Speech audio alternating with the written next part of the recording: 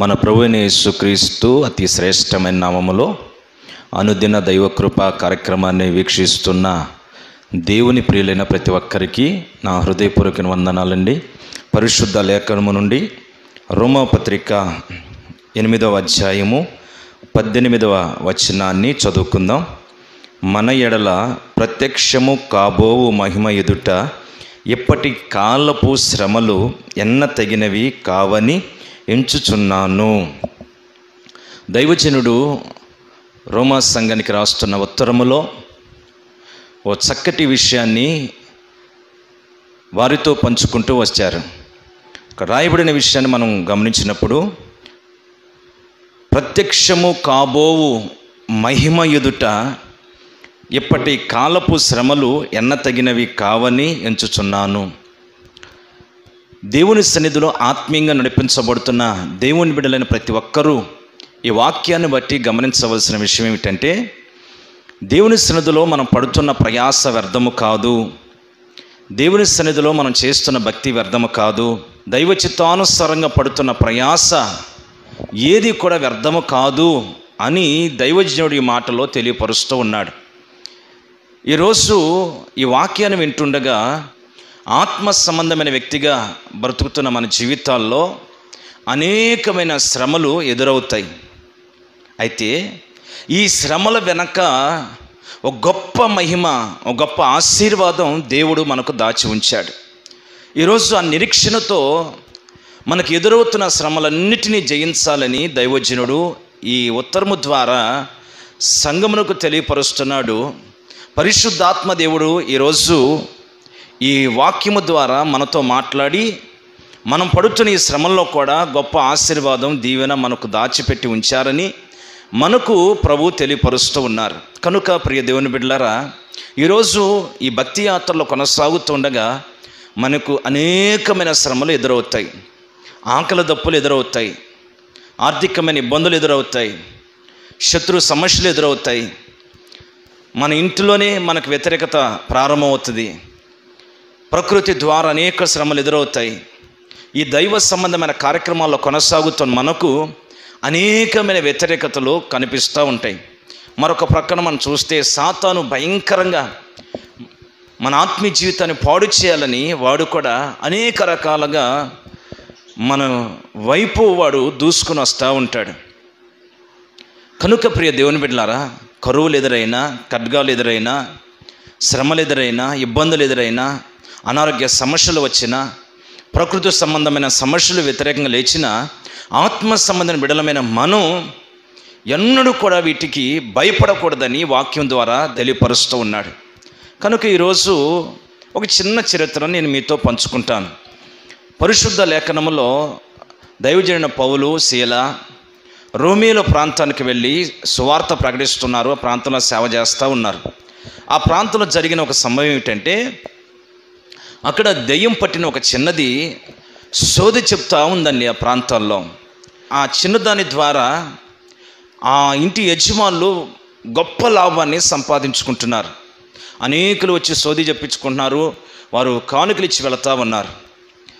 ఆ దెయ్యం పట్టిన ఆ చిన్నదాని ద్వారా గొప్ప లాభం సంపాదించుకుంటూ ఉన్నారు.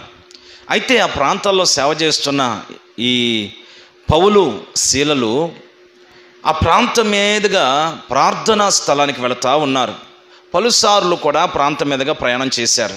ఎప్పుడైతే ఆ ఇంటి తిన్నగా వెళ్ళారో, ఆ ఇంటిలో ఉన్న దెయ్యం పట్టిన చిన్నదంటది మనం చదివితే అపోస్తల కార్యాల గ్రంథం 16వ అధ్యాయము 17వ వచనములు మనం చూస్తే, వీరు మీకు రక్షణ మార్గమును ప్రచురించు వారై ఉన్నారని కేకలు వేసిందంటండి. ఈ పౌలు, శీలలు మీకు రక్షణ మార్గమును ప్రచురం చేసేవారని దయ్యం పట్టిన చిన్నది కేకలు వేయడం ప్రారంభించింది. వీరు పట్టించుకోలేదు. 1 రోజు 2 రోజులు వాళ్ళు వెళ్ళిపోయారు ప్రార్థనా స్థలానికి. కొన్ని దినాలు గడిచిన తర్వాత ఇదే మాట పలుమార్లు దైవజనుడు పౌలును గురించి ఆ జనముల మధ్యలో ఈ దయ్యం పట్టిన చిన్నది కేకలు వేసి చెప్పడం ద్వారా దైవజనుడు పౌలు వ్యాకులపడి వెంటనే నిలబడి ఆ చిన్నదాని వైపు చూసి గద్దించాడు. ఈ చిన్నదాన్ని పట్టి పిడిస్తున్న పూతున్న దెయ్యమా, ఆమెను విడిచి పో అని వెంటనే ఎప్పుడైతే గద్దించాడో దయ్యము ఆ చిన్నదాన్ని విడిచి వెళ్ళిపోయింది. అప్పుడు ఆమె బాగుపడింది, సోది చెప్పడం ఆగిపోయింది. ఎప్పుడైతే ఈ చిన్నది సోది చెప్పడం మానేసిందో ఆ ఇంటిలోని యజమానులకు వస్తున్న లాభం ఆగిపోయింది. అప్పుడు వారందరూ కలిసి ఆ ఇంటి వారు ఈ పౌలును శీలను పట్టుకుని ఆ రోమియోల పెద్దల ఎదుటకు న్యాయాధిపతుల ఎదుటకు తీసుకుని వెళ్ళి వీరి మీద నేరాలు మోపారు. వీరు రోమియోలమైన మనల్ని తక్కువ చూపు చూస్తున్నారు, వీళ్ళు వేరొక బోధను మనలో ప్రచురం చేస్తూ ఉన్నారు, వీళ్ళు యూదులై ఉండి రోమియోలైన మనల్ని అపహసిస్తున్నారు అన్నట్లుగా ఈ దయ్యం పట్టిన చిన్నది సంబంధించిన యజమానులు వారందరూ కలిసి పౌలు శీలల మీద నెపాలేశారు. అప్పుడు ఆ రోమియోల న్యాయాధిపతులందరూ కలిసి పౌలు శీలను చాలా భయంకరంగా కొట్టారండి. పౌలు శీలని కొట్టి చెరసాలు వేయించారు. అయితే ఆ చెరసాల్లో ఉన్న ఈ పౌలు శీలలు మధ్యరాత్రి వేళ ప్రార్థన చేస్తూ దేవుణ్ణి కీర్తిస్తూ పాటలు పాడుతూ చక్కగా ఆరాధన చేస్తూ ఉన్నారండి. ఆ సందర్భంలో ఆ చెరసాల అధిపతి అక్కడ కావలిగా నియమించబడ్డాడు, కావలి కాస్తా ఉన్నాడు. వీడు ఎప్పుడైతే మధ్యరాత్రి వేళ ప్రార్థన చేస్తూ ప్రభును స్తుతిస్తున్నారో ఆ చెరసాల మధ్యలో సంఖ్యల మధ్యలో వెంటనే అక్కడ భూకంపం కలిగినట్లుగా చెరసాల పునాదులు కదిలాయి, తలుపులు తెరవబడ్డాయి, ఖైదీలకు వేసిన సంఖ్యలన్నీ తెగిపోయాయి. చెరసాల అధిపతి కలవరపడిపోయాడు. చెరసాల్లో ఉన్న ఖైదీలందరూ కూడా పారిపోయారేమనుకొని కలవరపడిపోయాడండి. అప్పుడు వెంటనే దైవజనుడైన పౌలు చెరసాల అధిపతిని పిలిచి, కలవరపడకు, మేము ఎక్కడికి పారిపోలేదు, ఖైదీలు మేమందరం ఈ చెరసాలను ఉన్నామని అతన్ని ధైర్యపరిచాడు. వెంటనే గడగడ వణుకుతూ ఆ చెరసాల సేనాధిపతి వెంటనే ఈ పౌలు శీలని నేను రక్షణ పొందుటకు నేను ఏమి చేయాలి అని అడిగాడు. వారు చెప్పారు, ప్రభునందు విశ్వాసం ఉంచు రక్షణ పొందుతామని చెప్పారు. వెంటనే వారు చెప్పినట్లుగా వారి మాటలు విని వీరిని తీసుకుని తన ఇంటికి తీసుకుని వెళ్ళాడు. తన ఇంటి వారందరికీ వాక్యాన్ని చెప్పించుకున్నాడు. వాక్యం విన్న వారందరూ కూడా ఆ రాత్రికి రాత్రే ప్రభునందు విశ్వాసం ఉంచారు. ఆ రాత్రికి రాత్రే చెరసాలాధిపతి తన కుటుంబం వారందరూ కూడా యేసుక్రీస్తు నమ్మి బాప్తిసం పొందారు. తెల్లవారింది. వెంటనే ఈ రోమియోల అధిపతులందరూ కౌరు పంపారు చెరసాల దగ్గరికి, అధిపతి దగ్గరికి, ఆ చెరసాల వేడిన పౌలు శీలను విడుదల చేయండి అని. అప్పుడు పౌలు అంటాడు, రోమియోలమైన మమ్ములను మీరు చెరసాల్లో పెట్టించారు, మేము చేసిన తప్పేమిటి? న్యాయం తీర్చకుండా మీరు ఇలా పంపించి వేయడం న్యాయం కాదు. ఎవరైతే మమ్మల్ని చెరసాల్లో వేయించారో వారే వచ్చి మమ్మలను సమాధానంగా ఈ ప్రాంతం నుంచి బయటికి పంపాలి అని అడిగినప్పుడు ఆ రోమియోల పెద్దలందరూ కూడా భయపడ్డారు. వారందరూ వచ్చి గౌరవంగా ఈ చెరసాల వేసిన పౌలు శీలల్ని ఆ ప్రాంతం నుంచి బ్రతుములాడుకుని తప్పైపోయింది క్షమించమని అడిగి ఆ ప్రాంతం నుంచి వారిని బయటికి పంపించి వేశారు.